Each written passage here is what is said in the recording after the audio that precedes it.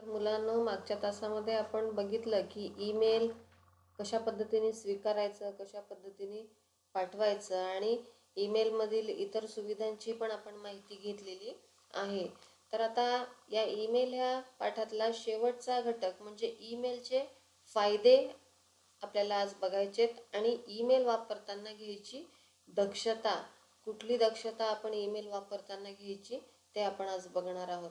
तर आता पहिल्यांदा बघूया आपण ईमेलचे फायदे. तर ईमेलच्या फायद्यामध्ये पहिल्यांदा बघा, ईमेल ही सेवा अनेक वेबसाईटवर निशुल्क दिली जाते आणि ईमेल सेवा विनामूल्य उपलब्ध असते.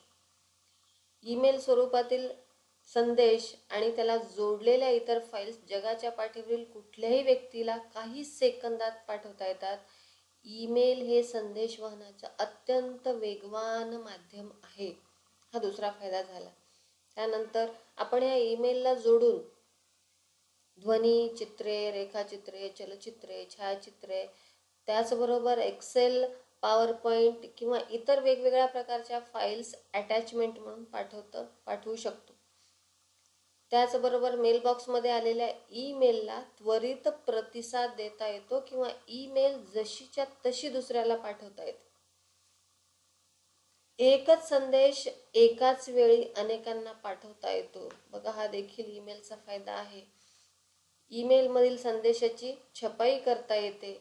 जगाच्या पाठीवर कुठूनही आपल्याला आपला ईमेल अकाउंट वापरता येतो. आपल्या सवडीनुसार केव्हाही ईमेल वाचू शकतो किंवा दीर्घकाळ त्याला साठवून ठेवू शकतो, सेव्ह करून ठेवू शकतो. ईमेलचे संपादन करण्याच्या अनेक सुविधा वापरू शकतो. ईमेल सेवांमुळे बघा, हे अतिशय महत्त्वाचं आहे की ईमेल सेवांमुळे आपण कागदांचा वापर टाळू शकतो. म्हणजेच आपण पेपरलेस कामकाज करू शकतो. बघा, हे एकूण 10 फायदे आहेत की आपल्याला ही ईमेल सेवा निशुल्क मिळते. त्यानंतर आपण ईमेलसोबत कुठल्याही प्रकारची फाईल पाठवू शकतो. हे एक अत्यंत वेगवान माध्यम आहे संदेशवहनाचं. पुढे आहे की आपण लगेच्या लगे काय करू शकतो, त्या ईमेलला प्रतिसाद देऊ शकतो किंवा जशाला तसा आलेला ईमेल आपण इतरांना देखील पाठवू शकतो.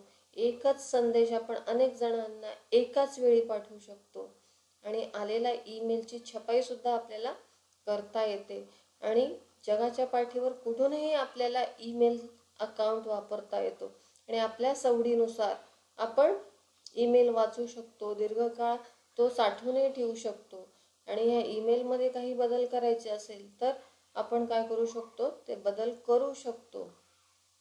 आणि अतिशय महत्त्वाचं आणि शेवटचं म्हणजे ईमेलमुळे आपण कागदाचा वापर कमी करू शकतो.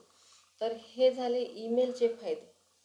मग तसंच आता एवढ्या सगळ्या फायदे आहेत, पण हे ईमेल वापरताना आपल्याला काही दक्षता सुद्धा घ्यायच्या आहेत. ते अतिशय महत्त्वाचे आहेत. काळजीपूर्वक ऐका.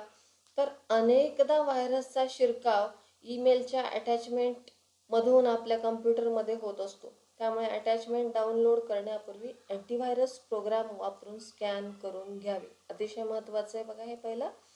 त्यानंतर बऱ्याचदा आपल्याला अनोळखी व्यक्ती किंवा संस्थाकडून अनोळखी ठिकाणाहून अनेक अनावश्यक ईमेल येत असतात. त्यांना जंक मेल किंवा स्पॅम म्हणतात. त्या न उघडता डिलीट करून टाकाव्यात. लक्षात ठेवा, हे पण अतिशय महत्त्वाचं आहे. त्यानंतर अनेक ईमेल अफवा पसरवणारे असतात. ईमेलमधील संदेशाची सत्यता पडताळून पाहिल्याशिवाय त्या इतरांना कधीही फॉरवर्ड करायच्या नाहीत.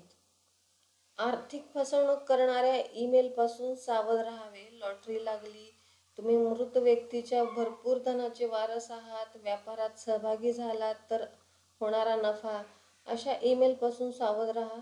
या ईमेलला प्रतिसाद म्हणून तुमची व्यक्तिगत माहिती म्हणजेच pan number, bank account number, credit card, debit कार्डचा नंबर कुणालाही पाठवायचा नाही. तर ह्या एक 3-4 दक्षता जर तुम्ही घेतल्या तर ह्या ईमेल सेवेचा तुम्ही अतिशय चांगल्या पद्धतीने उपयोग करून घेऊ शकता. तर बघा, हे ईमेलचे फायदे आहेत आणि ईमेल वापरताना घ्यायची कुठली काळजी घ्यायची हे सुद्धा आपण आज बघितलेलं आहे. तर इथे आपला हा ईमेल हा पाठ संपलेला आहे. पुढचा पाठ आहे आपला चॅटिंगचा. तो भाग आपण पुढच्या भागामध्ये बघूयात. तर यामध्ये आपण ईमेल काय आहे, ईमेल अकाउंट कसं ओपन करायचं, ईमेल कशा पद्धतीने पाठवायचं किंवा स्वीकारायचं, त्याचसोबत त्यामध्ये असलेल्या इतर सुविधांची माहिती बघितली. आणि ह्या अशा ईमेलचे काय फायदे आहेत ते आपण बघितले. आणि त्याचसोबत हे ईमेल वापरताना कुठली काळजी घ्यायची ह्याचा सुद्धा आपण अभ्यास केलेला आहे. तर हा भाग वारंवार बघा, महत्त्वाच्या नोंदी वहीमध्ये करून ठेवा.